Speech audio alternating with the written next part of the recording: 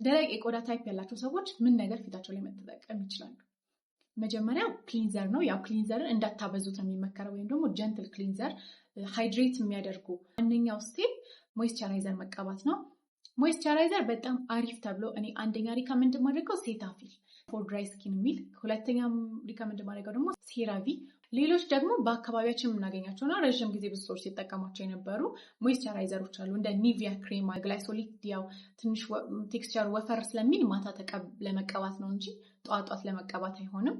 ቫይታሚን ኢ የምትባለዋ ከአካባቢተር አሁን ላይ አይመከርም። አንደኛ በጣም ብዙ ፌክ ስላለው ጥሩ አይደለም።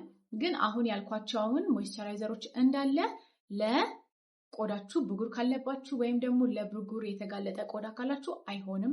ኮሞዶጄኒክ ናቸው፣ ማለትም ደግሞ ቆዳ እንዲደፍኑ ይችላሉ፣ የቆዳ ቀዳዳ። ደረቅ ቆዳ ታይፕ ያላቸው ሰዎች ግን ኦልሬዲ ቆዳቸው በጣም የደረቀ ስለሆነ ይህንን ማድረግ ነው። ሌላ ጥያቄ ካላችሁ ኮሜንት ላይ ጻፉልኝ። ዶክተር ሀሳንቲ ነኝ፣ ኤስቴቲሻን እና ኮስሞቶሎጂስት።